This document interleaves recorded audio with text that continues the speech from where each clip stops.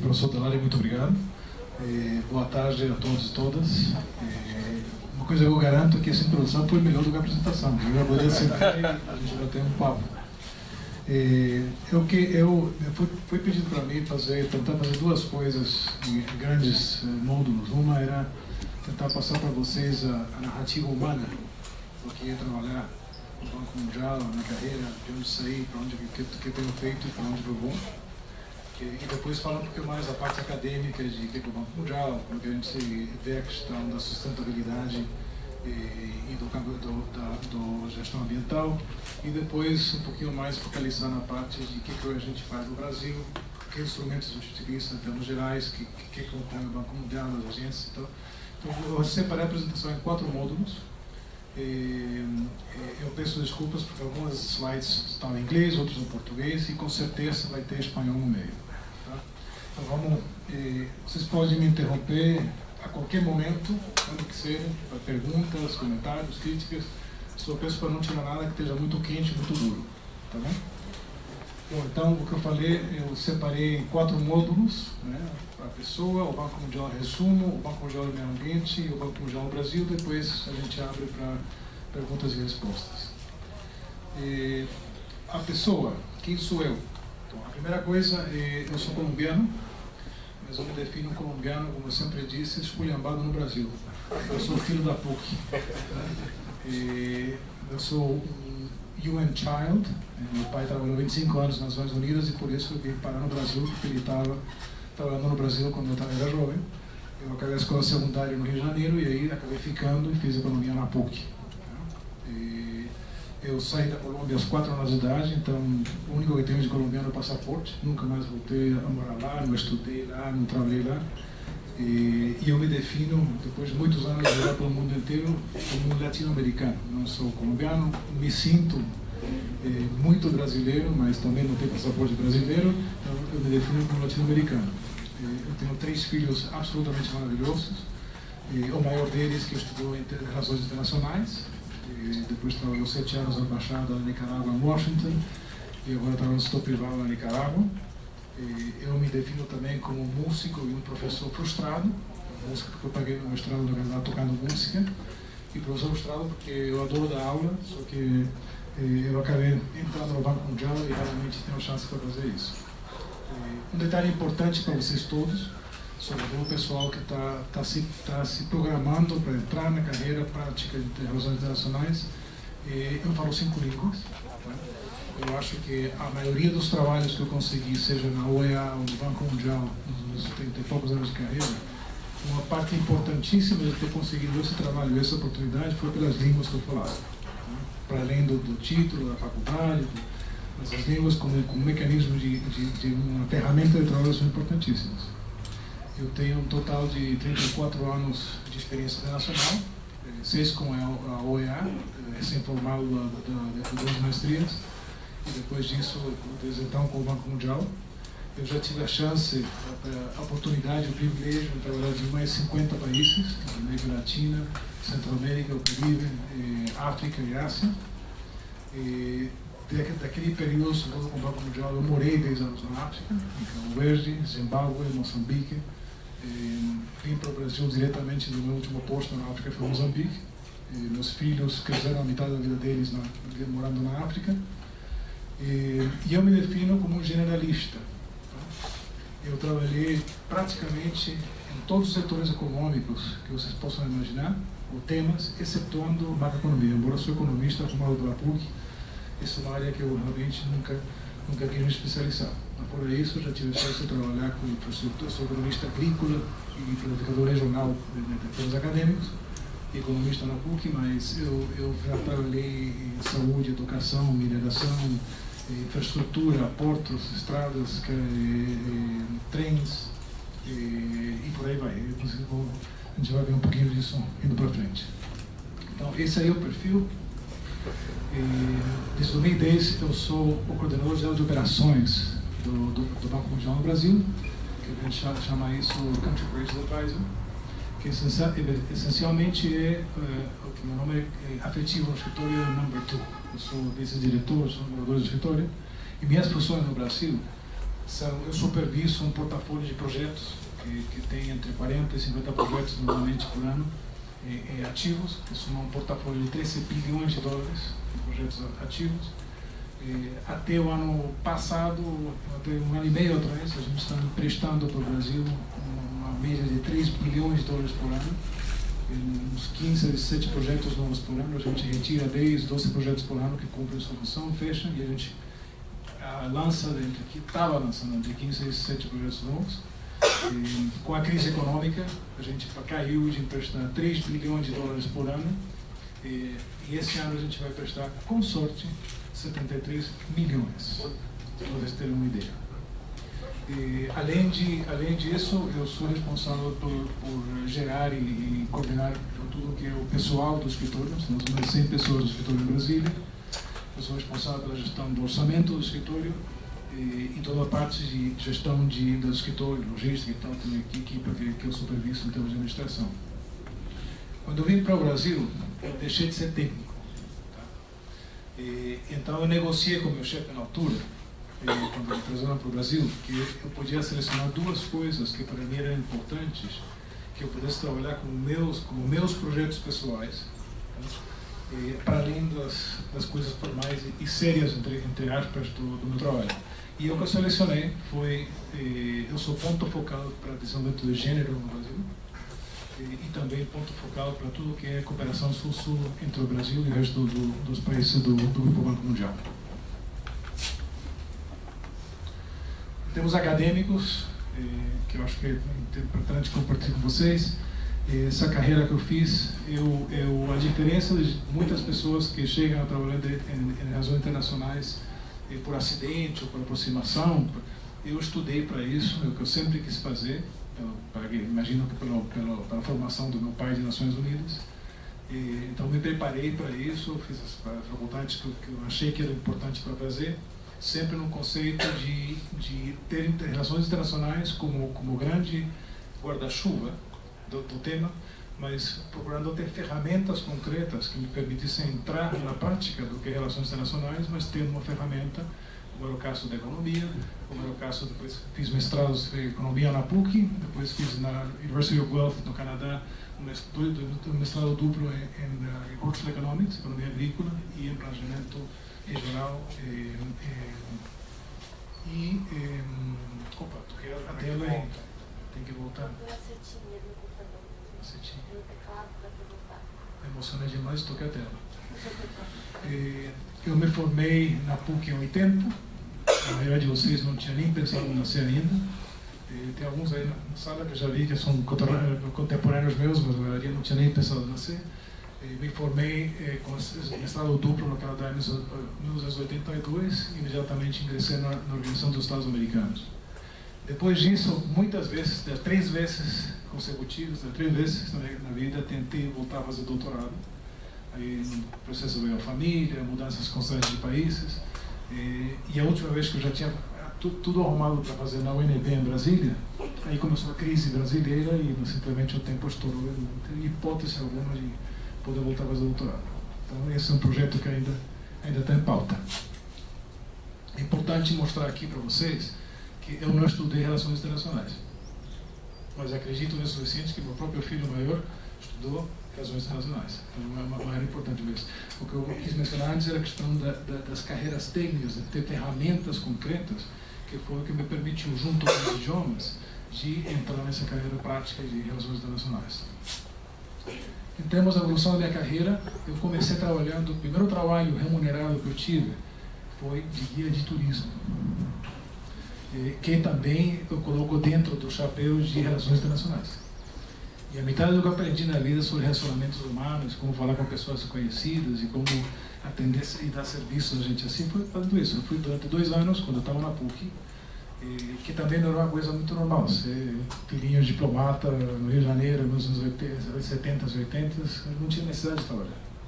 Mas eu sempre tive essa noção meio estrangeira de que trabalho é uma coisa que todo mundo tem que fazer, até para ter experiência prática. Então, como eu falava várias línguas, eu ajudava de guia de turismo, então fui guia de turismo no Rio de Janeiro. E como eu estudava durante o dia, minha especialidade era Rio by Night. conheço todas as discotecas, todas as sambas, todos os terrenos na Cuba, todas as vistas panorâmicas do Rio de Janeiro, que eu conheço muito bem. E depois disso eu entrei a trabalhar, nos últimos 2 anos da carreira na PUC, consegui um estágio na Promo Engenharia, que hoje é muito pequena, se que ainda existe, mas naquela altura é uma das principais companhias de consultoria de engenharia, e eu consegui esse trabalho única e exclusivamente porque eu falava inglês. Meu primeiro trabalho. Eu fui trabalhando num projeto de pesquisa sobre combustível, e esse estágio que eu fiz, pelo fato que eu falava inglês, mudou o curso da minha vida, o curso da minha carreira, e durante os seguintes 15 anos eu trabalhei em energia no mundo inteiro, por causa desse estágio que eu fiz no engenharia.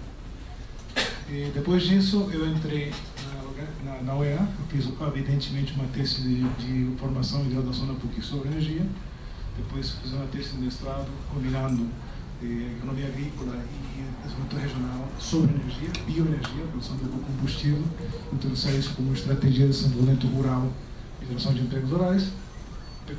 Por causa disso, eu fui contratado pela UEA em 1972 para fazer exatamente a mesma coisa, de juntar energia e produção de alimentos, projetos estratégicos nessa hora que naquela altura estavam sendo tentados no mundo inteiro. Depois disso, na UEA, fiz um monte de coisas diferentes em 6 anos. Acabei trabalhando em desastres naturais. Eu preparei o primeiro mapa de desastres naturais na América Latina, e eu consegui fazer isso pelo inglês e porque eu era o cara que era mais esperto no uso de computadores naquela época. Mais uma vez, ferramentas.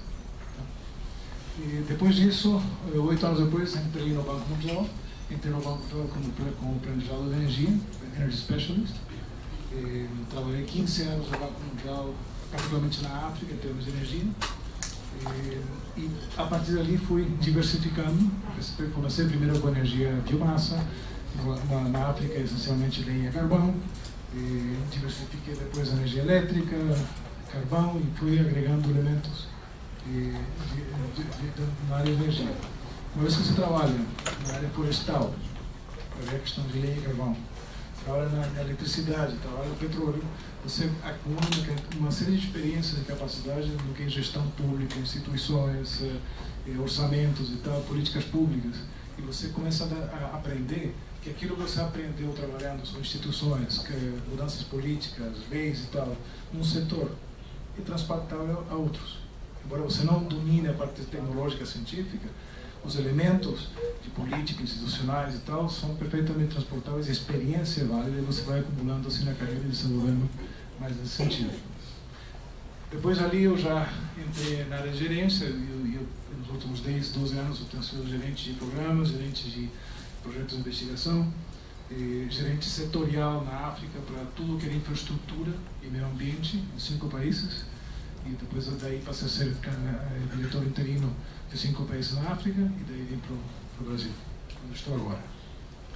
Eu estou há mais ou menos 4 anos de me aposentar, e a única coisa que eu sei é que eu vou me aposentar no Brasil. Então eu gosto de compartilhar isso com o pessoal brasileiro, porque eu ouço com frequência, pelo menos uma vez por semana, esses dias, alguém que está desesperado para ir embora do Brasil. Eu digo, como é que é aquela música que a vida é feita de desencontros? Então, eu que não sou brasileiro, quero ficar aqui, quero voltar, e o pessoal que é brasileiro quer sair correndo. Esse é um país maravilhoso, e eu acho que aqui tem tudo para ser feito em termos de proteção, em termos de carreira. Tem tempos difíceis para frente, a gente vai falar isso um pouco mais para frente, mas em termos do potencial que tem esse país, o que tem para ser feito, as necessidades que tem, as contribuições que tem para ser feitas, tanto vocês como pessoas, como profissionais, são ilimitadas. Aqui dá para fazer tudo. O país é um continente. Eu tenho tido também a oportunidade de viajar pelo Brasil todo, desde o meio da Amazônia, em termos indígenas, até São Paulo, Rio de Janeiro e tal. E realmente é um país que é admirável. Para mim, o Brasil incorpora tudo que eu já tive no mundo inteiro, todos os climas, todos os tipos de situações econômicas, de pobreza, de capacidade, de ciência e tecnologia. Você encontra isso em algum lugar no Brasil. Não é um comercial, não estou sendo pago pelo projeto Amarati, para isso, mas queria compartilhar isso com vocês. Agora, essa é uma foto que eu queria compartilhar com vocês, que eu acabei de resgatar recentemente, graças à internet. E essa foto foi tirada em agosto de 1976 na PUC. Essa é uma foto para o pessoal jovem, os velhos, podem pegar o celular, fazer outra coisa. E essa foto é basicamente o que eu chamo um scary thought. Eu já fui com vocês. Esse aqui sou eu. O que eu estou fazendo agora, compartilhando com vocês as ideias, é de certa maneira para mim um ponto de parada, uns minutos, para refletir sobre a minha própria narrativa, de onde que eu vim até onde eu cheguei, até agora. E, obviamente que a metade do cabelo caiu e tal, mas os outros continuam os mesmos. Então, eu vim do cabelo comprido, a cola de cavalo e tal. Não estou vendo ninguém meio hippie aqui, mas isso acaba sendo gravata, Banco Mundial e tal, assim que não se preocupe por isso. E as dúvidas que vocês podem ter como estudantes, como é que eu vou, como é que eu chego lá, como é que eu deixo de ser quem sou, o pouco que eu sei para chegar lá na frente, você chega. O que precisa é coração e determinação para chegar. Bom, nessa minha viagem, nessa minha narrativa, vou tentar acelerar um pouco, eu simplesmente vou compartilhar com vocês algumas fotos de onde eu já andei por aí rodando no mundo. Aqueles 20 anos trabalhando na África e 10 anos morando lá, projetos de meio ambiente, recuperação de aldeias rurais, projetos de água, sempre trabalhando no elemento de gênero. Na África, onde se trabalha com recursos naturais, produção e gestão de água, produção e gestão de lenha e carvão, temas de saúde, temas de educação, você sempre, a portal de entrada são as mulheres. Agora você está fazendo um projeto de energia, no fundo, o objeto, o elemento de interação, a capacitação e implementação acabam sendo com mulheres. Então, a maioria da minha vida profissional, eu sempre trabalhei no foco de gênero. Não dá para ver muito bem isso pela luz, mas também estava na África em centrais elétricas, geração de eletricidade, toda a questão de infraestrutura, que agora está muito de moda no Brasil, os programas de infraestrutura e todo o planejamento estratégico de infraestrutura e tal. Eu tive a chance de fazer isso. Eu já ganhei 2 prêmios internacionais. Um é pelo desenho de um combustível, que é nem mais nem menos aquele gel que vocês usam para limpar as mãos. Isso foi desenvolvido lá em 2000 como um combustível para cozinhar na África. O Banco Mundial e eu liderei esse trabalho. Que hoje estudei isso até para limpar as mãos, numa versão secundária. A gente tem desenhado estufas melhoradas para você ser capaz de substituir a corta de árvores, a produção de álcool a nível de aldeias, para você cozinhar com combustível limpo, em vez de importar gás de querosene. Esse também foi em 2006, eu fui parte da equipe que desenhamos um carro para ser capaz de trabalhar nas áreas rurais na África, que funciona com biocombustível. Um carro que vem com bombas de água, geradores elétricos, uma série de aparelhos agrícolas para dar autonomia às aldeias e, por fato, que eles mesmos podem produzir o combustível, então não dependem de uma economia de combustíveis comerciais. Eu mostro isso porque você vai voltar atrás. O cara que estudou Relações Internacionais, ou que eu fiz economia na PUC. Quando que eu pensei, sentado numa aula na PUC, que eu ia acabar na África desenhando um carro? Então, desenhando um combustível. E essa é a parte mais interessante desse trabalho, é as oportunidades que surgem no caminho, as chances de você desviar de um modelo técnico de orientação, aprender coisas novas, aí sempre está conseguindo contribuir. No Brasil também, para além da parte gerencial, eu tenho feito uma série de atividades específicas na parte de transportes urbanos. Esse aqui é meu filho. Eu sempre levo eles em missões, quando estavam estudando comigo, para aprenderem o que eu faço, o que a gente faz nos projetos, o que significa o sistema de transporte, o que significa o sistema de águas, o que significa o sistema de educação, os projetos hospitais, para ajudar na formação deles, que já são semi-adultos. Mas quando estão no high school, na escola rural, eles podem fazer isso tudo. Projetos nós temos feito muitos projetos no Brasil de reabilitação de favelas. Fazendo esse trabalho, você tem a chance de trabalhar em tudo o que você possa imaginar, desde a parte do meio ambiente, parte social, parte de seguridade social e crime, toda a parte de infraestrutura, energia, serviço de transporte, políticas públicas. Um trabalho muito interessante, muito interdisciplinar. Também no meu trabalho eu sempre tive a oportunidade de me relacionar e conhecer governadores, presidentes, e isso dá uma dimensão adicional a essa capacidade que você sempre desenvolve em termos de relações públicas, que tem muito a ver com capacidade de negociação em termos de coisas internacionais e tal. E parte do trabalho do dia a dia está lidando com líderes nacionais e líderes regionais e mundiais, que é uma coisa super interessante nessa carreira internacional. E também, com frequência, eu sou entrevistado na televisão e coisas do tipo, eu tenho que colocar uma gravata, pentear bem, e tal, eu chegar lá e parecer gente séria do Banco Mundial. E nos trabalhos que eu tenho feito, eu já falei que para mim a questão do gênero é super importante. E talvez algum de vocês já viram uma campanha no Brasil que diz Homem de Verdade Não Bate Mulher. Quem lançou essa campanha fui eu, não em Brasília, meu pessoal em Brasília. E essa campanha acabou correndo o mundo inteiro. A gente propagou aquilo através do sistema do Banco Mundial. São mais de 100 países que aderiram à campanha. E nós, quando eu cheguei no Brasil, 10% do portafólio dos projetos do Banco Mundial no Brasil tinha elementos de gênero, seja investimentos em saúde para a mulher, educação, inclusão produtiva, um tema desse tipo. Hoje, a nossa carteira tem 70% de inclusão de gênero nos projetos.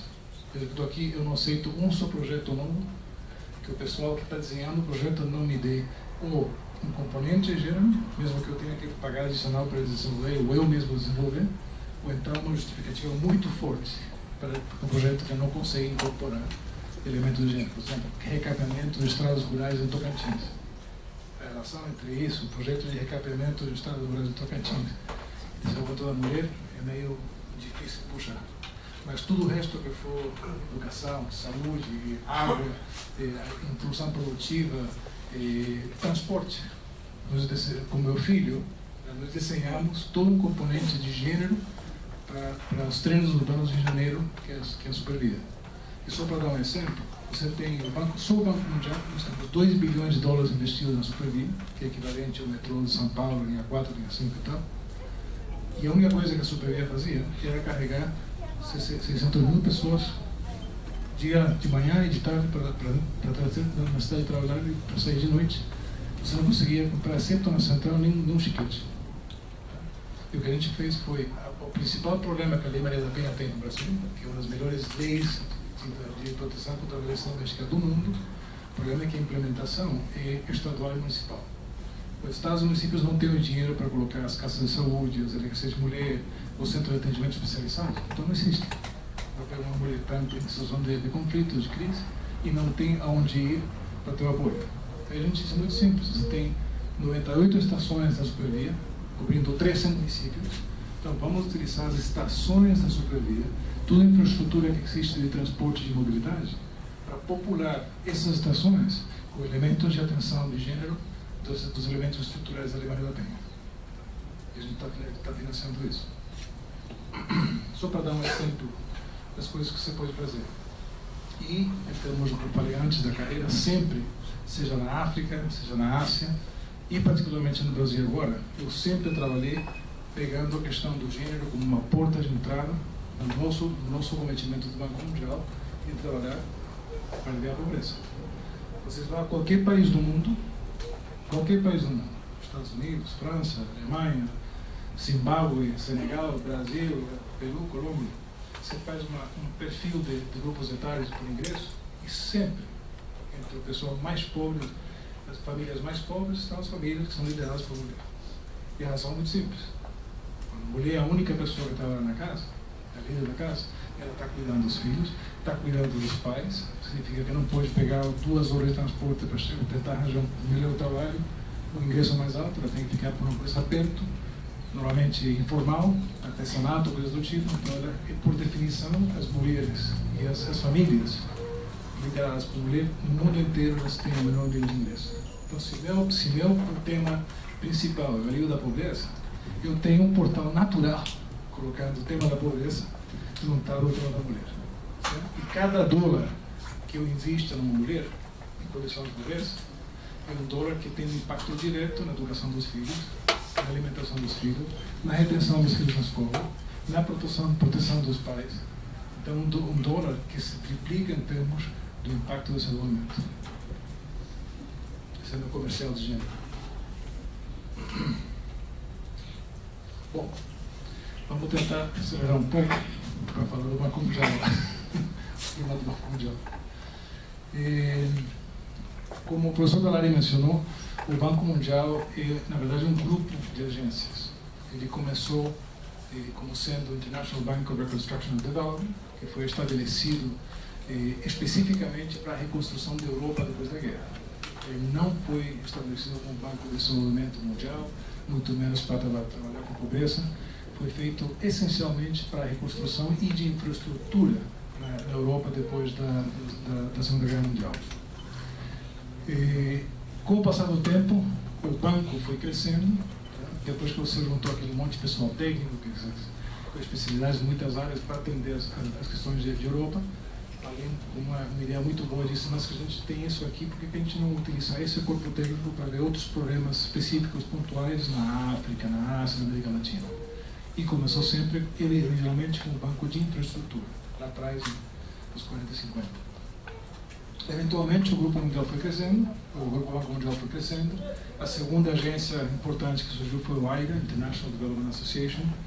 Você fez uma divisão em termos dos países do mundo, membros do Banco Mundial, aqueles que são de ingressos baixos e aqueles que são de meios e altos ingressos. Então, o AIDA trabalha com países pobres, Haiti, Senegal, Ruanda, Burkina Faso, Laos, Camboja e tal.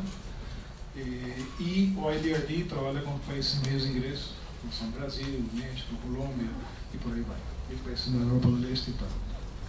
E a diferença entre os dois principal, não é o tipo de projetos que a gente faz necessariamente, não é o tipo de setores que a gente trabalha necessariamente, a diferença é que para os países da AIDA, a gente faz empréstimos concessionais, empréstimos contados, e nos países IBRD, no Brasil, a gente faz empréstimos quase comerciais. No caso brasileiro, que tem umas taxas absurdas comerciais, é bem mais barato, mas nos outros países de meios ingressos, geralmente a gente está muito perto do mercado nesse sentido. E depois tem o International Finance Corporation, que foi criado anos mais tarde, que é o braço setor privado do Grupo Banco Mundial. AIDA e a IBRD somente emprestam para governos, seja federal, estadual ou municipal. O IFC só presta para o setor privado. Tá? E são projetos de perfil econômico que tem que ter rentabilidade. O que está faltando é só capital e alguma coisa de conhecimento. Opa, pulei demais. Mas que tem que ter um perfil social. Se quer abrir uma discoteca, por boa que é seu projeto, por boa rentabilidade, o IFC não tem nada a ver com isso. O IFC somente financia projetos privados, mas que tem um impacto social, geração de empregos, melhoria de sistemas ambientais, expansão de educação, expansão de sistema de saúde e por aí vai, com perfil privado, mas para atender fins de desenvolvimento. Depois disso, nós criamos... deixa eu só botar aqui para não me perder. Tem essas...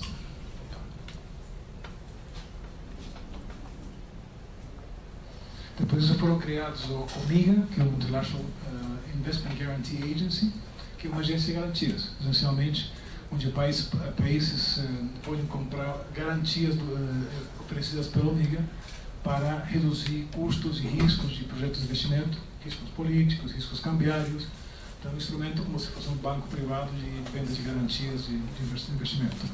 E, finalmente, tem um Centro Internacional para a Resolução de Disputas, que é um grupo muito pequeno do Banco Mundial, que no caso de ter uma disputa entre os projetos financiados pelo Banco Mundial e o governo, então, entre dois países, como resultado de uma atividade do Banco Mundial, então, basicamente, esse Centro Internacional de Resolução de Disputas entra na ação. Então, esse é, em grandes linhas, o grupo Banco Mundial. E aqui vocês vão, depois, essa apresentação vai ficar com vocês, vocês podem dar uma olhada nos subtemas, não sei se dá para ler à distância isso. Nós temos uma série de produtos, seja de corte financeiro, de corte de instrumentos de tesouraria, garantias de investimento, diferentes tipos de empréstimos, e que são instrumentos que a gente utiliza projeto por projeto, seja na parte IBRD, seja na parte do setor privado, ou então instrumentos de garantias da Liga. Agora, desde 4 anos atrás, o Banco Mundial mudou o que a gente chama da estratégia global do Banco Mundial e se fez um comprometimento que, especialmente, o Banco Mundial, tudo que o Banco Mundial fizesse, inclusive o braço privado do Banco Mundial, a gente tinha que atender dois objetivos, como objetivos primordiais. O primeiro era a redução da pobreza, tá?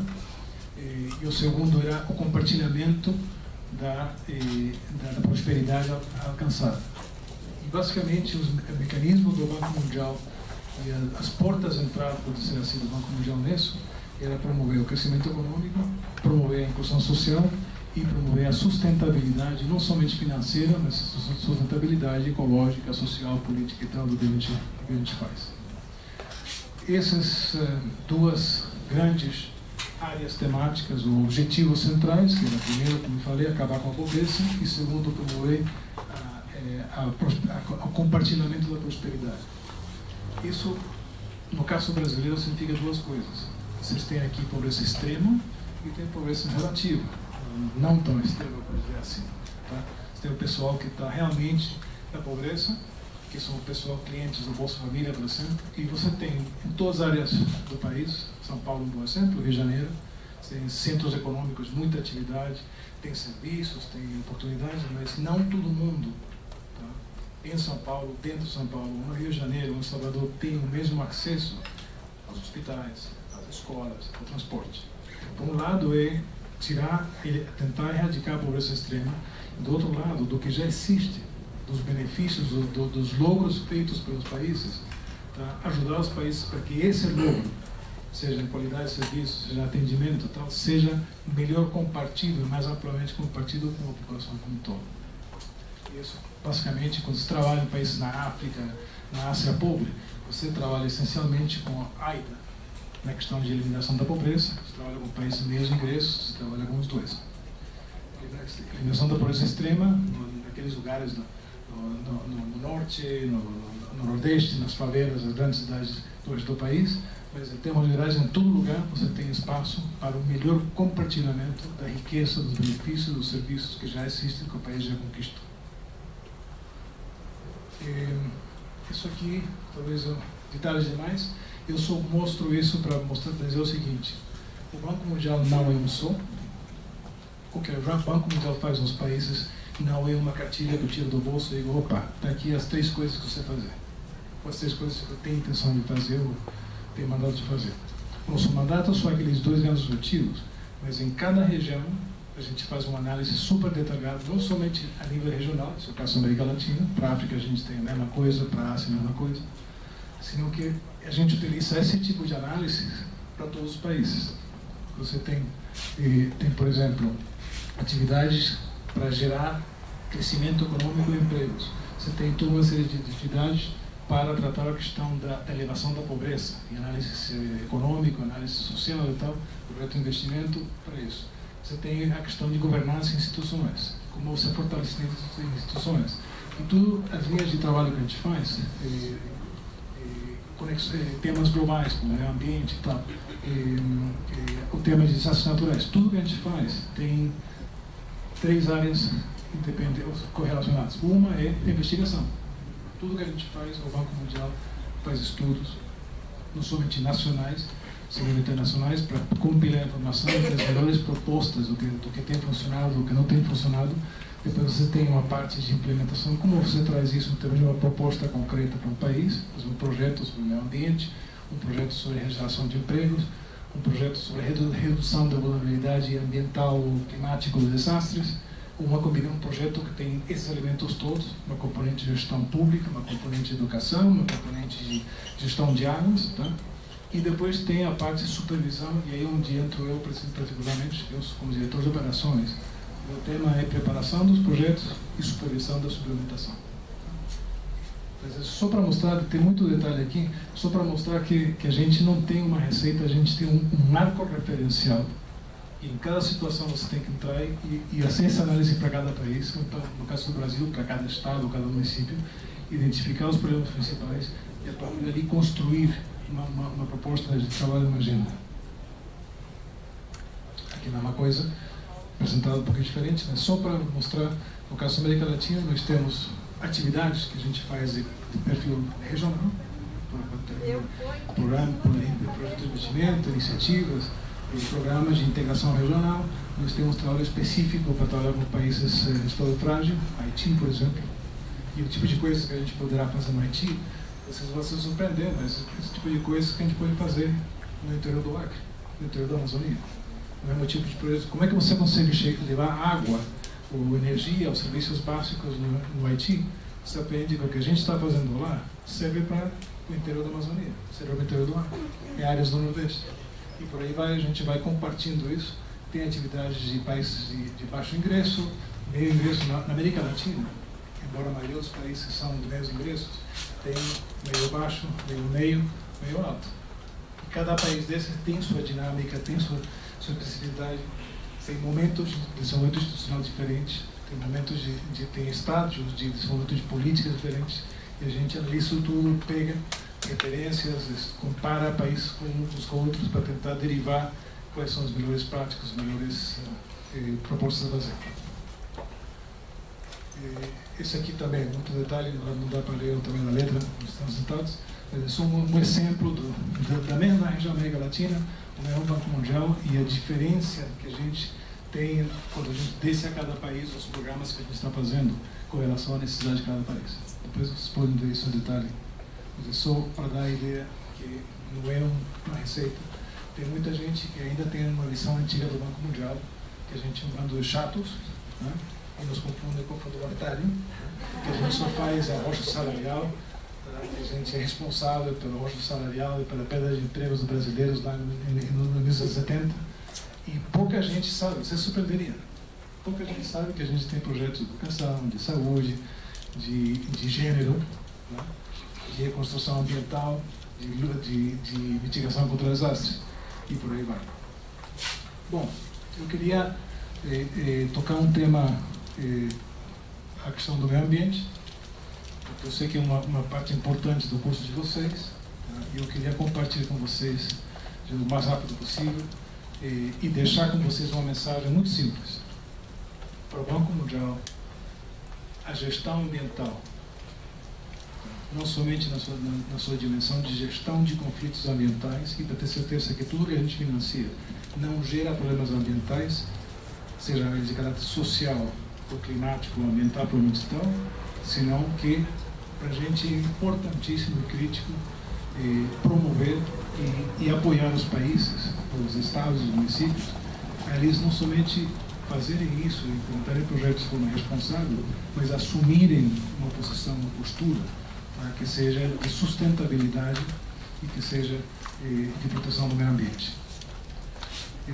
Essa é uma foto que eu gosto muito, porque você vê aqui o Banco Mundial, o Banco do Brasil, um grande tanqueiro, e todo mundo sabe que os tanqueiros, né, levam muito tempo para virar. Lá na frente, será que ele consegue virar tempo? Ou será que esse tanqueiro daqui a pouco vai chegar lá embaixo e vai entrar naquele problema? A nossa visão do problema da sustentabilidade ambiental, tá? Nesse momento é essa. A gente está num momento muito grave. Vocês todos que viram os jornais muitos dias atrás viram o que aconteceu nos Estados Unidos. Uma das primeiras promessas de campanha que o Sr. Trump fez foi anular os convênios de Paris.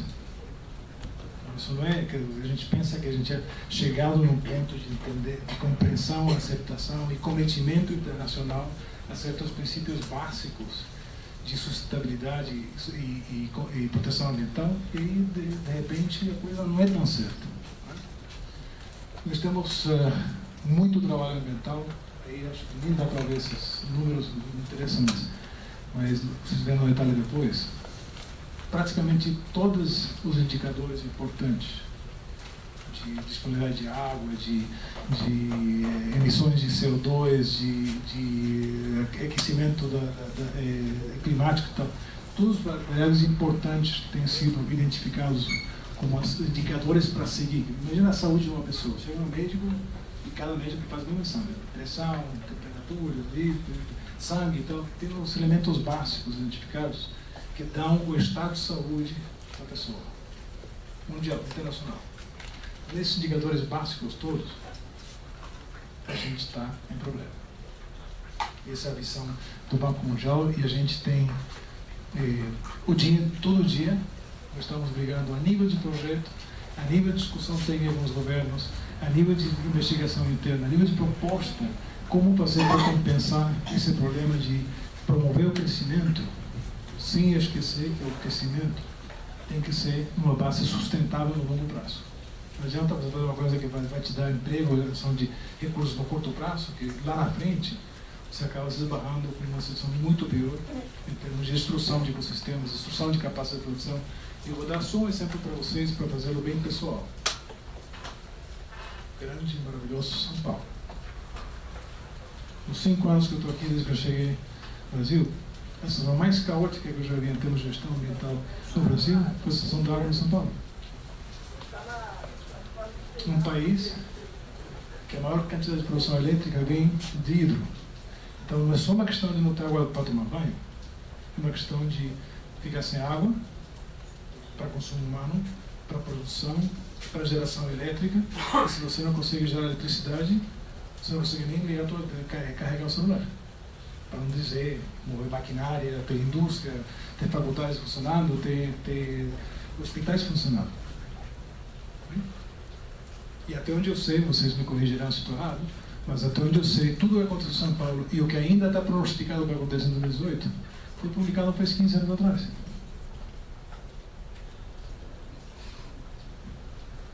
Então, se você não atende essa equação de sustentabilidade para crescimento, você acaba tendo problemas. E São Paulo ainda vai ter muito problema pela frente. A gente está muito consciente como organização dos problemas das escassezes, do scarcity que a gente está chegando em termos globais e, sobretudo, em termos não que a gente pense o dia que chegou o câmbio climático já era. Não, porque a gente está vivendo uma fase de aumento da variabilidade climática. A gente ainda, felizmente, não chegou num estado de dizer, olha, o climate change está aqui, mas a gente está vendo uma série de eventos climáticos que são extremos, que a gente não tem isso registrado nos últimos 200 anos. Tá? E cada vez que tem um efeito extremo, ou a seca é muito extrema, ou as enchentes são extremas, e você, em cada um desses eventos, você acaba perdendo recursos, investimentos, infraestrutura, vidas. E além disso, quando você tem, particularmente enchentes e coisas do tipo, quem são os mais afetados? Os pobres. Que moram nas margens do rio, seja na área urbana, seja nas áreas rurais. Então, isso que a gente está fazendo nós mesmos, esse descuido na gestão ambiental, a gente está criando os nossos próprios problemas e nossos próprios desafios em termos de desenvolvimento a meio prazo e no futuro. Em alguns casos já aqui hoje, como o caso de São Paulo no Mar. Pedras que estão se acumulando, todo dia sai no jornal, pega a televisão, todo dia nesse momento, nos últimos 10 anos incrementalmente, tem algum tipo de conflito, algum tipo de problema ambiental em algum lugar do mundo. O aumento da vulnerabilidade, tá? Com todas as estimativas de elevação dos oceanos, a quantidade de lugares no mundo, começando por Manhattan e seguindo com o Rio de Janeiro, se aumenta o nível do mar 2 metros, cadê o solinho do Rio de Janeiro? Manhattan vai ficar, você vai ter que nem Veneza, vai ter que ter um barquinho para chegar de um pé no outro. E a gente não está assumindo com coisa séria. Do outro lado, cada dia as cidades são maiores, tem maior concentração, maior dependência de sistemas centralizados. E eu repito, para fazer o pessoal, São Paulo, água. Energia elétrica. Cada dia nesse contexto, embora todo mundo trabalhe, todo mundo está comprometido com a luta da redução da pobreza, então, entre mais conflito ambiental tiver, entre mais limitação de produção de comida, de água, de energia e tal tiver, maiores serão as diferenças de equidade entre aqueles que têm acesso e aqueles que não. A gente leva 50 anos lutando para reduzir isso, tá? E esse problema de gestão climática, esse problema de falta de gestão adequada de recursos naturais está levando a gente a um incremento, tá, diário dessa inequidade social. E ainda tem gente que diz que câmbio climático não existe, incluindo o novo presidente dos Estados Unidos. E eu, evidentemente, que você transmite a questão da falta d'água, da falta de eletricidade, aquilo tudo que eu falei, que põe em termos de dinheiro, isso afeta os mercados, afeta a produção, afeta salários, afeta tudo. Então não é só uma questão ambiental, deixa um ciclo inteiro, né, que afeta todas as áreas da vida humana. E como eu disse antes, ainda tem gente que está convencida que isso não existe.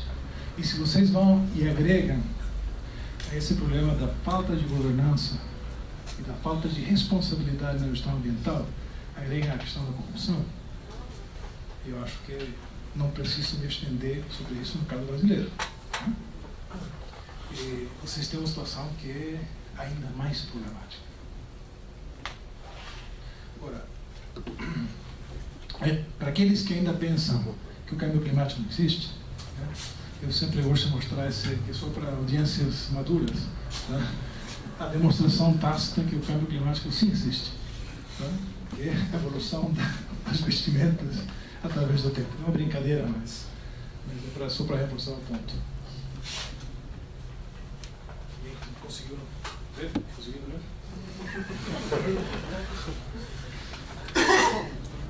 Agora, eu vou dar muito simples. Temos uma opção como indivíduos, como organizações, como governos. A nossa resposta é limitada. Tá? O Banco Mundial assume esse desafio, sempre assumiu e vamos continuar assumindo. A gente tem toda uma série de políticas, toda uma série de propostas, de instrumentos, de mecanismos para trabalhar a questão das salvaguardas sociais e ambientais. A gente investe $1 em projeto nenhum em nenhum lugar do mundo que a gente não esteja primeiro satisfeito que se fez um estudo de impacto ambiental, que se fez um estudo de impacto social e que as medidas necessárias para que esse empreendimento possa ser feito do ponto de vista de salvaguardas ambientais foram feitas. E além disso, se no meio da implementação de uma estrada, uma ponte, uma central elétrica, seja o que for, mesmo quando um projeto de reassentamento de favelas para melhorar aquilo tem um estudo ambiental muito complexo. E se alguma coisa sai errado no processo, tá, a gente tem mecanismos dentro dos projetos para poder parar o projeto, consertar o que está errado, tá, e relançar a atividade do projeto. Então, a nossa parte, como instituição, a gente não somente leva a sério, e a gente promove isso nos nossos clientes e exige isso nos clientes, sendo que a gente está todo dia melhorando tudo o que são as políticas, as práticas e as orientações operacionais do Banco Mundial. E também é uma das minhas responsabilidades no Brasil, assegurar como diretor de operações que todos os nossos investimentos seguem os princípios mais estritos do Banco Mundial, tá, em termos de cumprimento das normas sociais e ambientais dos investimentos. Agora, essa é a nossa parte. Eu posso dormir tranquilo todo dia de noite, porque dos projetos que eu fiz, eu recuperei 2 milhões de hectares de florestas na África, que tem meu nome lá, eu que desenhei o projeto, eu que financei, eu que supervisei, então eu já fiz minha contribuição. Né?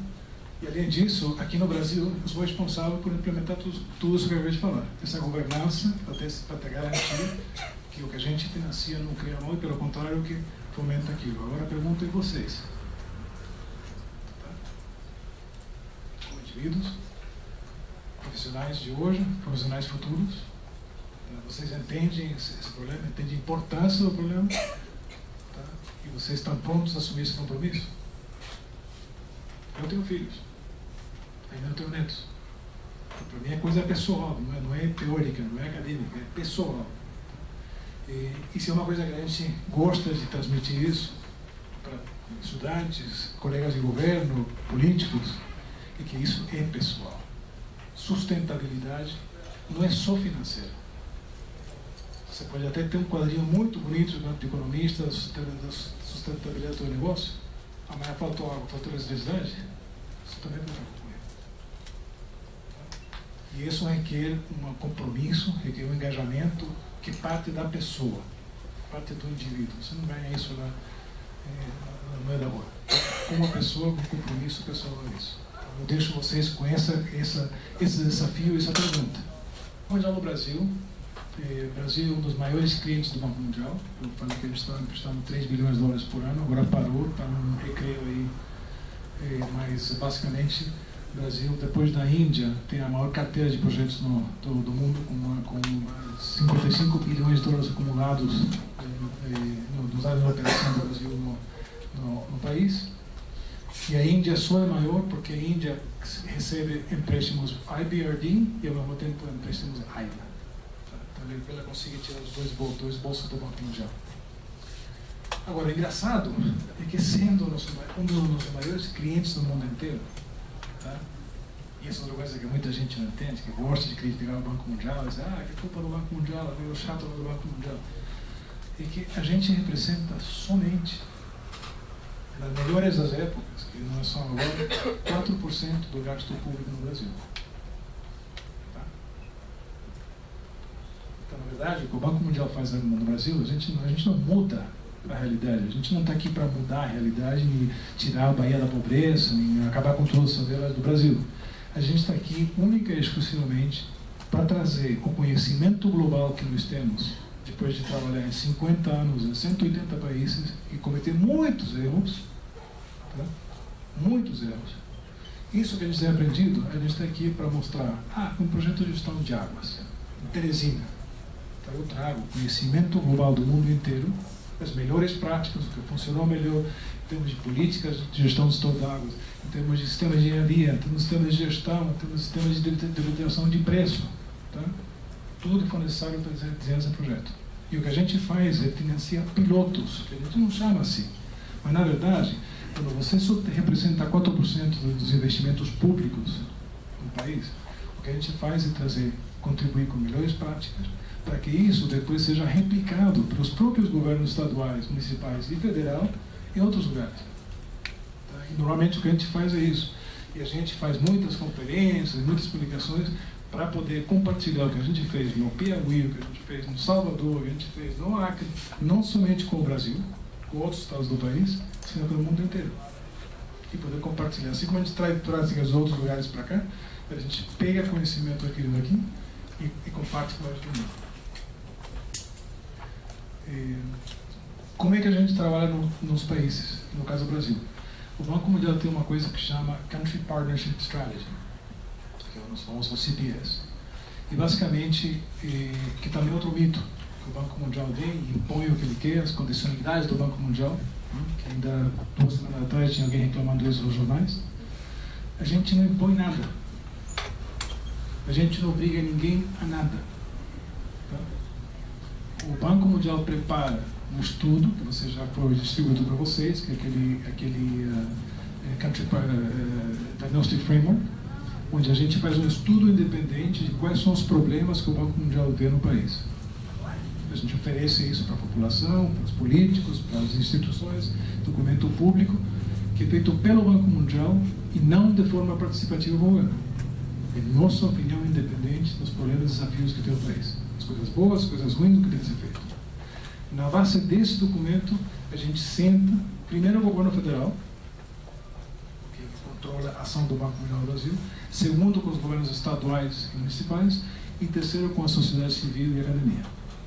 Tá? Uma vez que o governo federal diz, ok, eu aceito as propostas que vocês querem fazer, o que vocês estão oferecendo em áreas temáticas, que hoje em dia, o diálogo que nós estamos tendo com o governo brasileiro hoje é diferente de 5 anos atrás, por causa que vocês têm hoje desafios de reforma previdenciária, reforma de teto de gastos, reforma da educação, reforma da saúde, muita coisa que está em pauta hoje que não estava 5 anos atrás.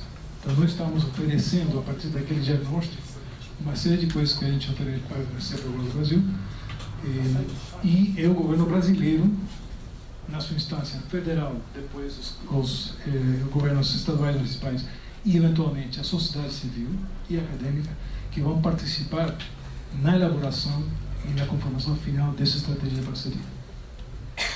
Então, pessoas que vocês ouvirem falar que veio o cara chato do Banco Mundial exigir, outro dia, não tem 6 meses atrás, um dia eu acordo, uma terça-feira, estou inocente, pego o jornal e estava escrito em primeira plana, o governador Alckmin diz que mandou fechar um contrato de uma consultora espanhola porque o Banco Mundial mandou.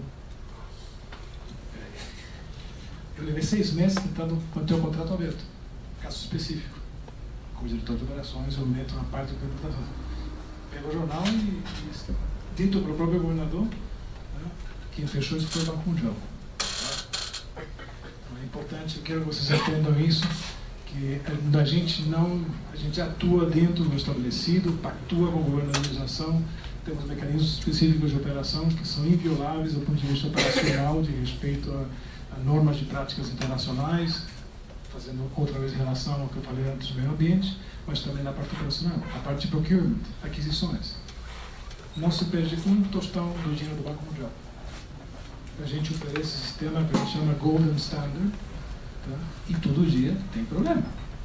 Só que o pessoal da auditoria internacional segue cada projeto, tá? Examina cada folha de pagamento ou cada contrato feito, e se tem alguma coisa irregular, esse cliente, seja Estado, município, tem que devolver o dinheiro.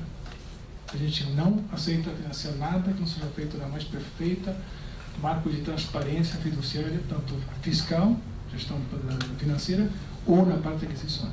E eu tenho 40% do tempo, no dia a dia, é gastado solucionando esse tipo de problemas. Que a gente descobre que em tal projeto, em tal lugar, está faltando $1 milhão, que foi desembolsado, e o contrato foi feito, mas o contrato não foi feito pela zona do Banco Mundial, não se fez concorrência. Então, a concorrência que se fez, o entregue não foi o que foi contratado, e eu sou obrigado a ir lá e dizer, não, senhor, me devolve $1 milhão. A gente recupera esse recurso, quer queira ou não. Porque a gente tem a obrigação de proteger os recursos do Banco Mundial e assegurar à população brasileira, ou em cada vez e ao nosso diretório, que os recursos do Banco Mundial não são utilizados nem para comprar armas, nem para fazer discotecas, nem para deixar o pessoal roubar dinheiro.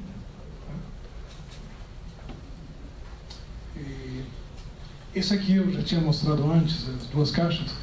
A gente fez a estratégia em vigor ainda hoje, é a estratégia de 2012 e 2015. A gente deve ter preparado uma nova estratégia faz 1 ano e meio atrás, por causa da crise, não foi possível. Não tinha nem sequer parceiros no governo que estavam exercendo trabalhos longos o suficiente para poder sentar e estruturar uma parceria que vai durar 5 anos. Esses são os pilares que a gente trabalhou na estratégia anterior.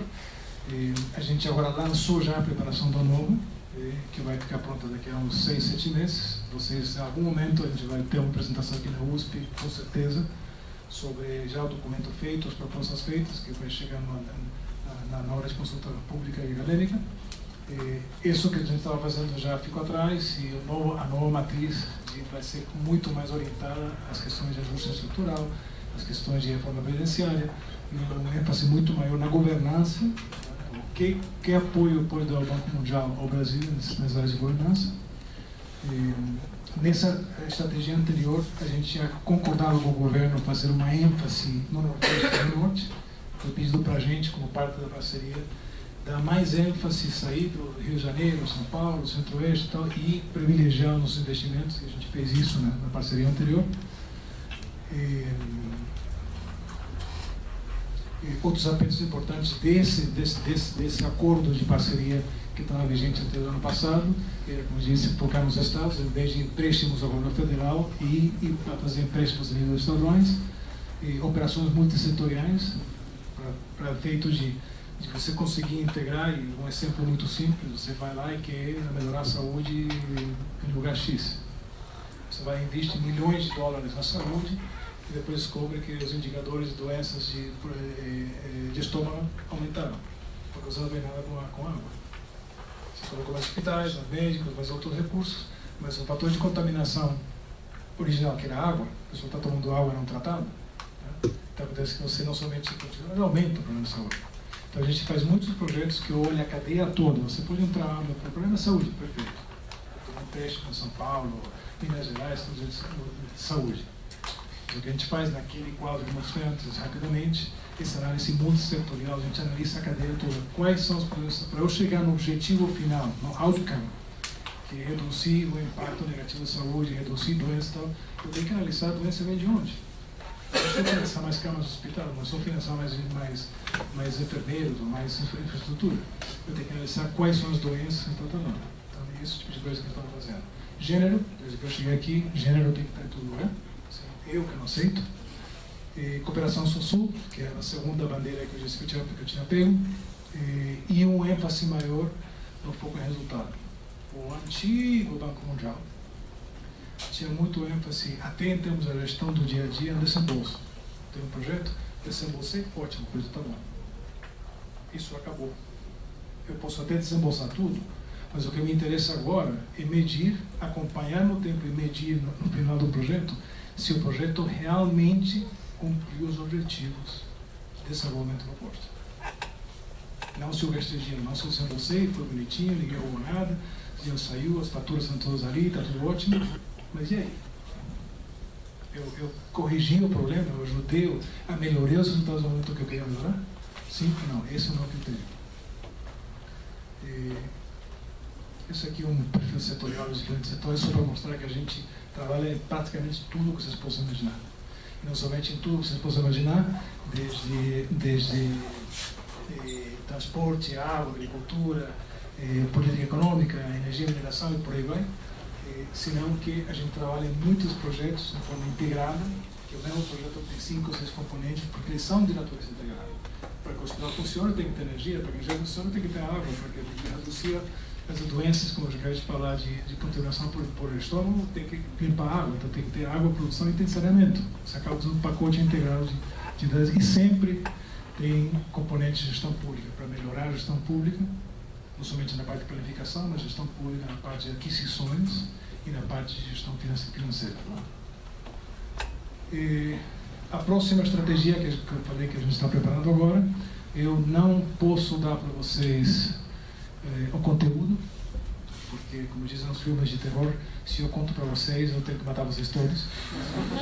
Até que isso não seja já divulgado, até que o governo federal não aceite as propostas técnicas que estamos fazendo, a gente não está em liberdade de compartilhar, muito menos com universitários revolucionários. Né? Você vai sair no jornal, o Banco Mundial veio e disse que tem que fazer reforma previdenciária. Né? Eu não disse para cá, mas não disse não. Vamos pensar nisso. Então a gente está trabalhando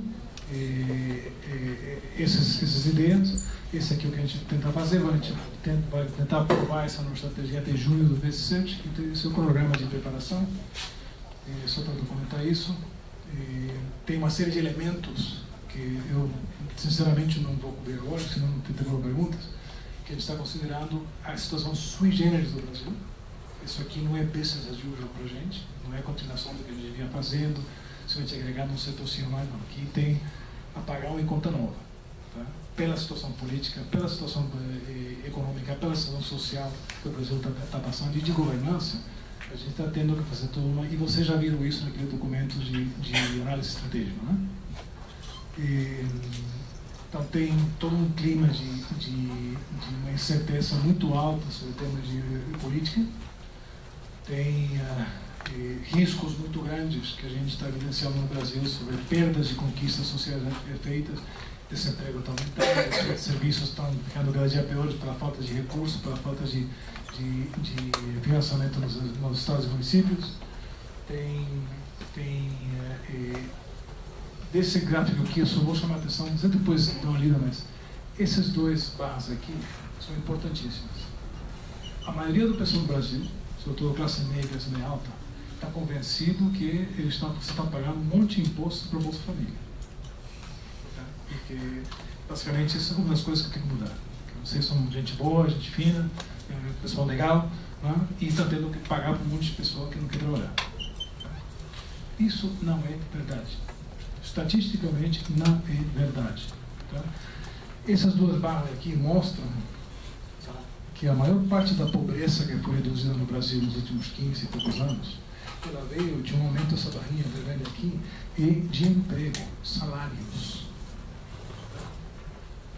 A redução da pobreza extrema, pessoa que ganha menos de R$70, essa sim foi feita com contribuição do sistema de transferência, Bolsa Família, Bolsa Verde, Bolsa isso, Bolsa aquilo.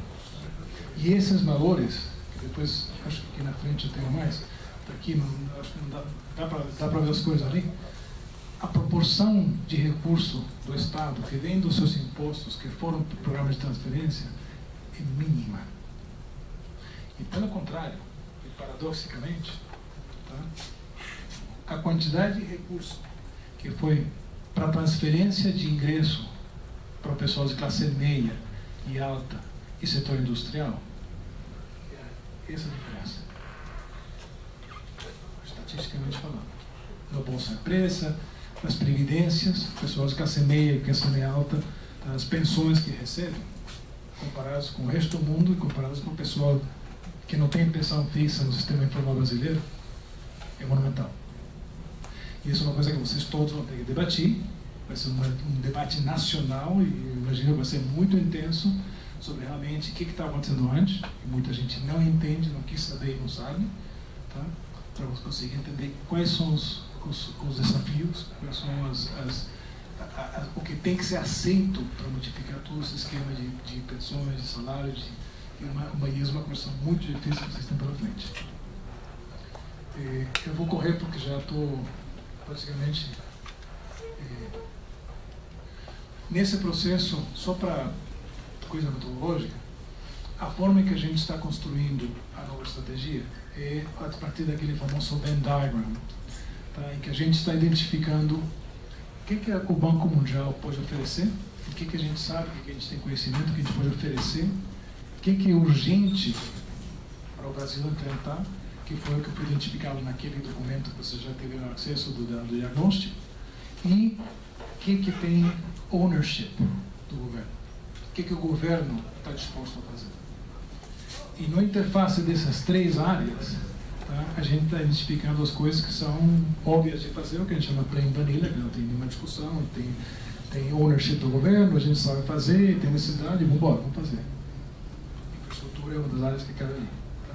Tem outras áreas nas quais são urgentes, mas o governo não tem capacidade ou interesse de fazer, até a população. Mas que a gente acha que é importante, e isso cai na nossa coluna de coisas de fazer em termos de advocacia, de lobbying. A gente vai fazer através de estudos, publicações, não de investimento, mas publicações e coisas do tipo. Trabalho com academia e tal. E depois tem as coisas que o governo está atrás, que o governo tem adotado como prioridade e que a gente tem capacidade de trabalhar. E nessa interface dessas três áreas de trabalho que a gente vai derivar, quais são as coisas que o Banco Mundial vai ter espaço, vai ter demanda para fazer no Brasil. O que nós já temos como proposta, e isso eu posso compartilhar com vocês, é que a nossa nova estratégia vai ter três elementos centrais. Tá?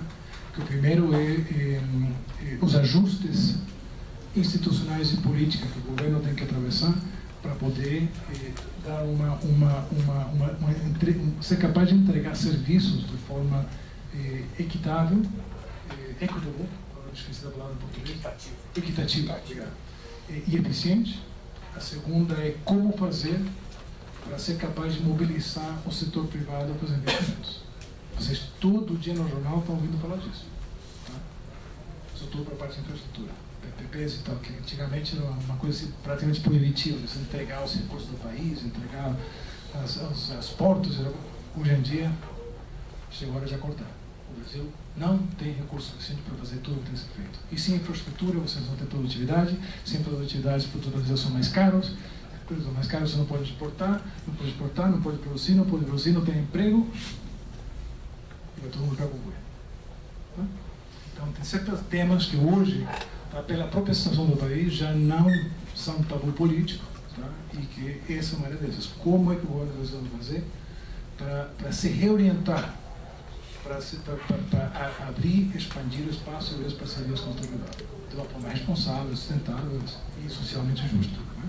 E aí o Banco Mundial vai apoiar nesse sentido. E o terceiro pilar, que é inevitável e imperdoável para a gente, é essa questão de sustentabilidade ambiental e social do desenvolvimento.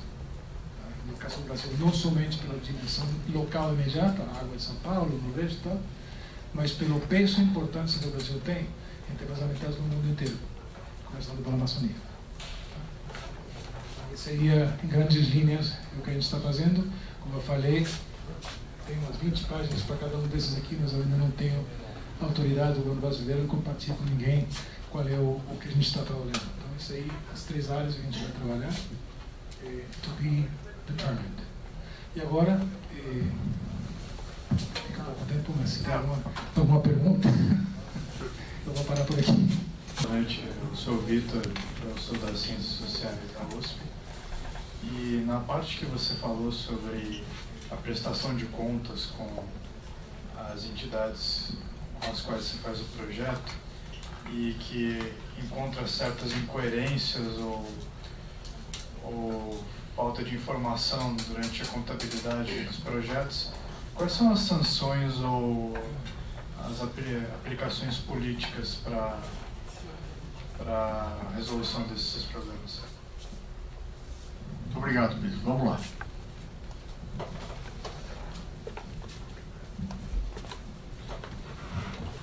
Pensando um pouco na sua experiência com economia, você falou que é focada em... Qual é o seu nome e o seu curso? Desculpa. Meu nome é Bruno, sou da Engenharia de Produção da Poli. Pensando um pouco nessa sua formação de economia agrícola que você falou, se você pudesse comentar um pouco sobre os programas do Banco Mundial focados nessa área e novas propostas de tecnologia que estão surgindo para deixar, principalmente essa produção de alimentos e de agricultura mais sustentável. Passa o microfone para o seu colega atrás. Oi, meu nome é Cecília, eu sou da História. E aí eu só queria saber, esses dados sobre previdência, esses dados sobre qualquer reforma, eles vão ser disponibilizados para a sociedade civil? Porque a gente vê que é meio complicado de conseguir isso, conseguir tabelas que nos mostram para onde esses gastos estão, não para quem está na academia ou na universidade, mas para quem está em camadas populares, talvez. Não tem muito onde buscar isso. E aí uma outra questão a respeito dessa parceria privada, ou de investimentos privados, como é que isso pode funcionar? Principalmente agora que grandes empresas são envolvidas em escândalos de corrupção e com problemas de grandes também, problemas ambientais mesmo, como o da Samarco e outros casos. E aí eu também sou professora de História, e aí os meus alunos sempre fazem no final da aula uma pergunta bem simples e por vezes bem cretina, e que a resposta é muito complexa. Eu acho que eu vou fazer um pouquinho aqui. A gente viu vários organismos internacionais vindo falar em cooperação, em melhorias, mas a gente vê que a pobreza continua, o aquecimento global continua e as dificuldades continuam. Então, onde é que está o problema nisso? Por que não se vai mais à frente e quais são os próximos desafios para isso? Por que não está funcionando tanto quanto deveria? Mais alguém? Uma última pergunta? Ou paramos por aqui? Essa última, né? Que foi bastante para a gente. Então vamos lá. Obrigado. A mais fácil de todas, sanções. As sanções vão desde a obrigatoriedade de devolver o dinheiro, eu declaro o que se chama misprocurement, né? Aquisição desviada, em termo legal, quando eu descubro que uma coisa que era para ter 4 rodas tem 2, e não 4, então que era para ter um estándar médico de tal qualidade, resolveu por uma coisa substância, não era o produto que era necessário, ou quando você pagou por uma ponte que não se construiu. Isso acontece todo mês. Lamento dizer. Tá? E por isso nós temos o departamento de aquisições, o departamento de gestão financeira, que cada 6 meses vai em cada projeto e se senta uma semana em cada projeto e revisa todos os livros, todas as facturas. Tá? E na menor indício que tem alguma irregularidade, a gente joga automaticamente o processo administrativo em cima disso. Que o mínimo que acontece é que se essa é uma componente de $1 milhão, por exemplo, tá? A primeira coisa que acontece é que o mutuário, o Estado X ou o município X, tá? Ele é obrigado a devolver para o Banco Mundial do fundo que a gente lançou para a implementação do projeto, eles têm que devolver esse $1 milhão inteirinho. Se eles não devolvem, quem devolve para nós é o governo federal, que é o garantidor dos projetos do Banco Mundial, e depois o governo federal se ressarce automaticamente na próxima transferência mensal. O dinheiro não se perde. Tá? E se tem caso, porque tem vezes que a pessoa não fez a procedura de compras bem feita, fez um erro técnico. Se a gente descobre que teve corrupção, tá? E mal intencionado de propósito, a gente lança um processo que é feito pelo braço internacional do Banco Mundial, que se chama INT, de integridade do Banco Mundial, e isso acaba sendo trazido na justiça brasileira. Tá? E aí toda essa informação é processada pela Polícia Federal, por quem for, e eles vão atrás e o pessoal acaba em cana. Tá? Então, se tem uma coisa que você não quer fazer, é brincar com dinheiro no Banco Mundial. Uma pergunta pontual. No caso brasileiro, é relevante o volume de recursos que apresenta alguma irregularidade? Felizmente não. Comparado com o volume de recursos que a gente movimenta no dia a dia, mas quando acontece, acontece. Agora, tudo isso depois de 50 anos de prática, e que o pessoal já aprendeu com esse recurso do Banco Mundial, outros recursos que não vou mencionar, se hoje o pessoal não vem, não pergunta e tal, se a ponte não se fez aqui, mas você fez lá, a ponte igual, a ponte brasileira. E aí se a gente é chato, aí sim, e eu superviso essa área também. Eu sou encarregado de responder para o diretor do Banco Mundial, que no Brasil, por ano, o CPR tem que fazer um relatório, tem que assinar e tal, declarando qualquer irregularidade, qualquer investigação que foi feita e quais são os mecanismos de recuperação que foi feita. Mas obrigado pela pergunta, Vitor. Bruno, o Banco Mundial trabalha muito proximamente com muitos centros de investigação de tecnologia agrícola, Embrapa um deles, muita coisa de recuperação com a FAO, no mundo inteiro, eles trabalham em 180 países. Tá? Você tem práticas as mais diversas no mundo inteiro, tá? E a gente é capaz de capturar uma coisa que se fez no Egito, no meio do deserto, tá? Com tecnologia israelita, que foi feita lá, para dar um exemplo. Tá? E a gente consegue pegar aquilo, porque foi financiado pelo Banco Mundial, tem todo acesso à informação técnica, quem fez, como se fez, a gente traz isso e põe aqui. O Brasil é um centro de investigação para a gente. A gente tem mais de 180 milhões de dólares só em donativos, não empréstimo, donativos, para trabalhar na área da Amazônia e do Cerrado. Nós temos todo um programa na base de donativos para fazer pesquisa na agricultura de baixo carbono no Cerrado brasileiro. E o que sai dali a gente não somente utiliza automaticamente reciclando nos projetos agrícolas no Brasil, mas a gente espalha isso no mundo inteiro.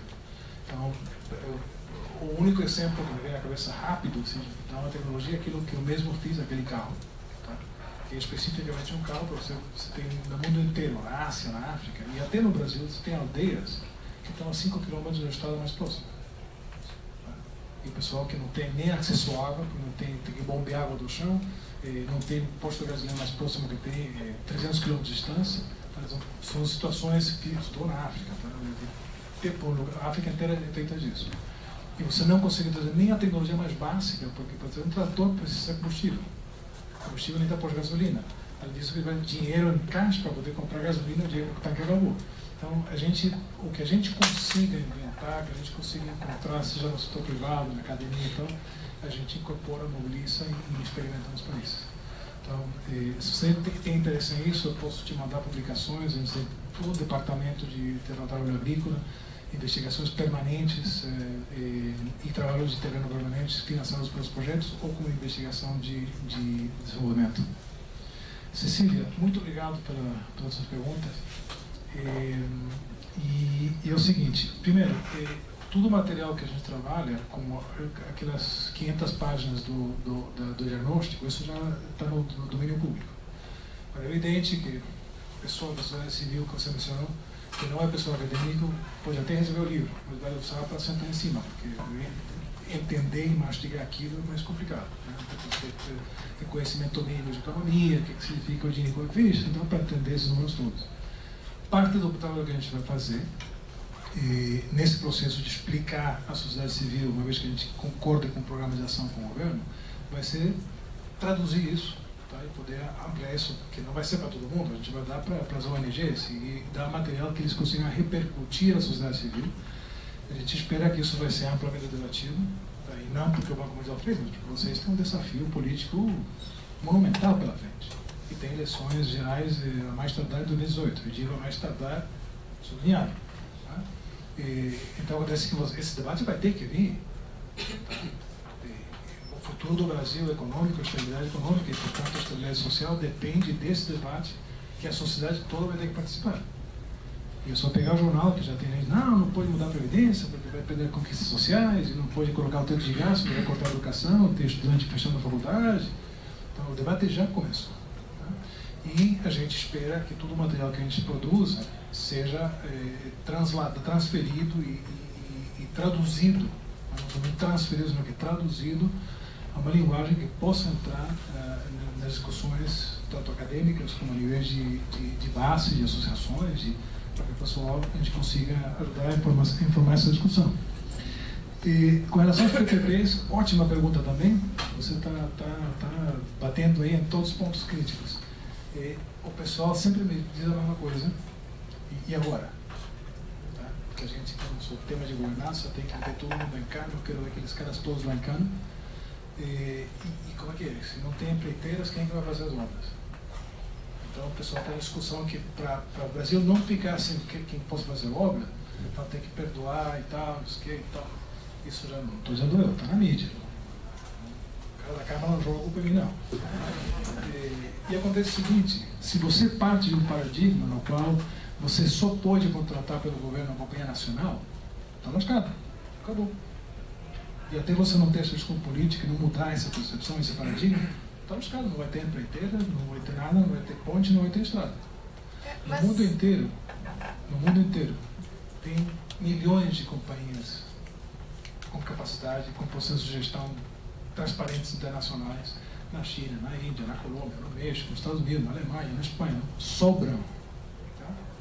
O que uma companhia daquelas não pode fazer é pegar os 10, 15 anos que teria que pegar para trazer aquele monte chinês, um monte espanhol, um monte colombiano para cá, treinar, aprender português primeiro, depois aprender as normas de construção, entender como é que é o país, o clima, isso, aquilo, para depois começar a fazer projetos.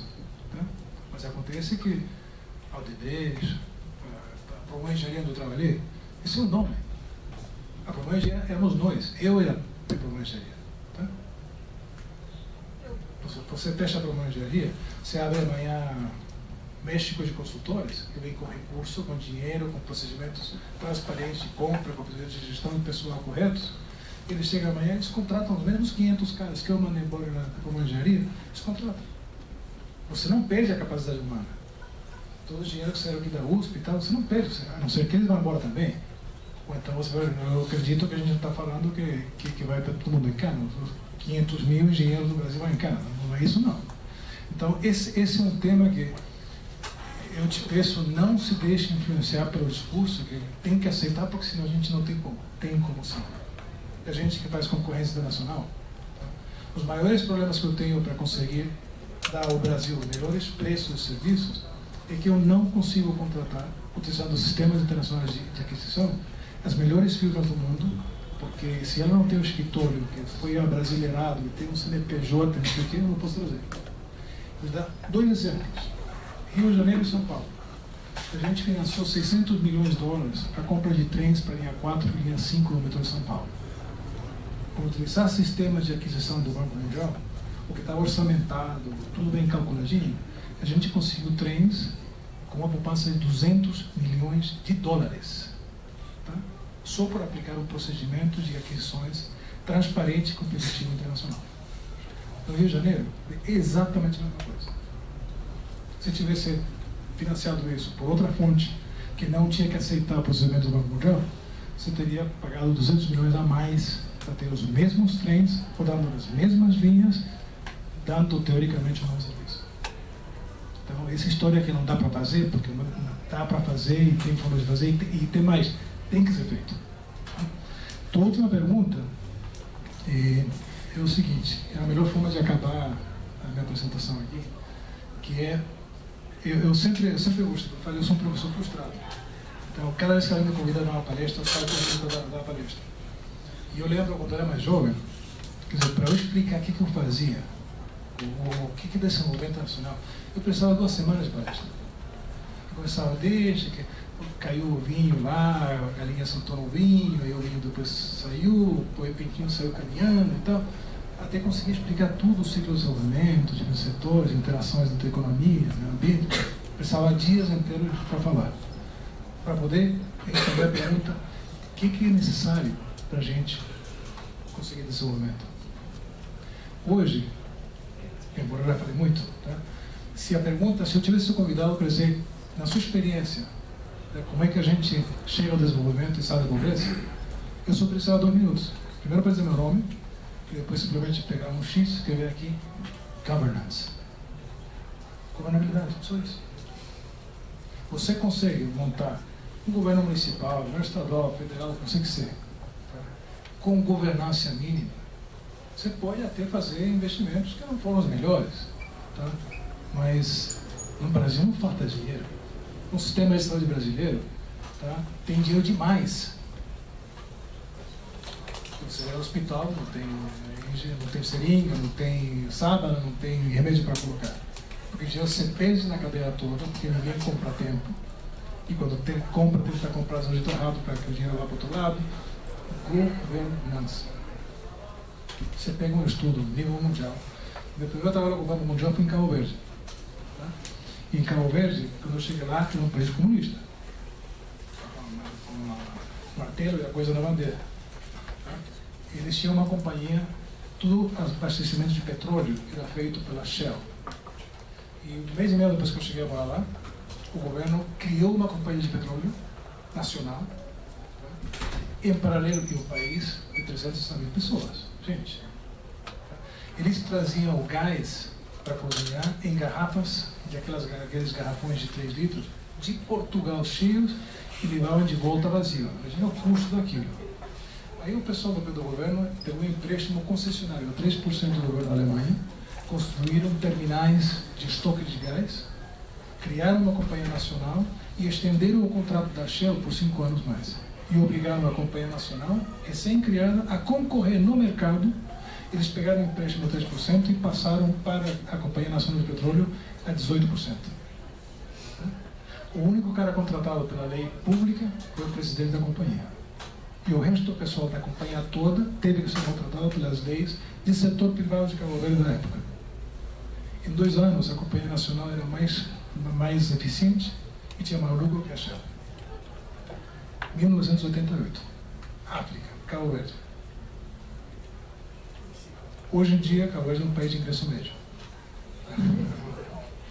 Então, governança, onde você conseguir estruturar a governança, que começa na família.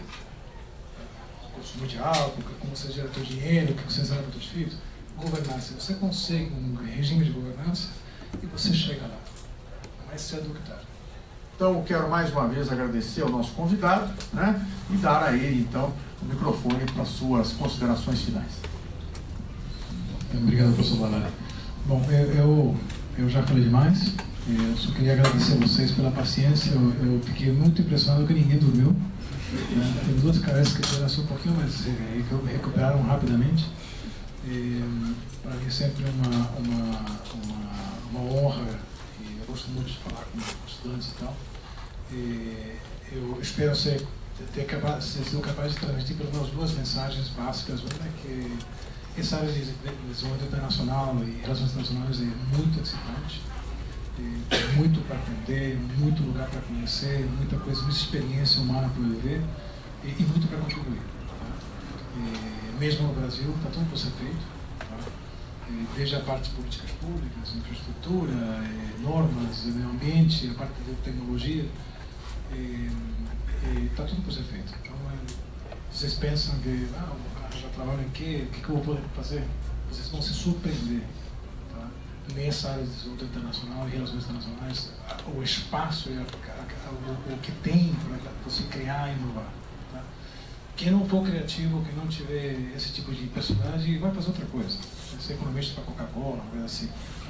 Mas quem tiver curiosidade, que quiser participar de uma vida ativa, intelectualmente estimulado, ter chance de trabalhar na África, na Ásia, na América Latina e tal, faça, eu recomendo. Segunda mensagem que eu espero ter conseguido passar é que não todo mundo no Bagundiá é chato. Tá? Alguns de nós são chatos. Tem gente que trabalha, que faz coisa séria e que a gente tem muitas ideias e muita disposição de trabalhar não somente para o governo do Brasil, mas particularmente para os brasileiros. A gente, por normas e procedimentos, a gente trabalha através do governo, mas a gente está aqui com o objetivo de apoiar o desenvolvimento econômico e social sustentável do Brasil. Se vocês pegaram essas 2 mensagens, eu me dou por bem sucedido e eu desejo para vocês um bom fim de ano e um excelente, para os mais jovens sobretudo, excelente carreira e tudo de bom. Obrigado. Obrigado. Está encerrada a nossa aula. Muito obrigado a todos. Até a semana que vem.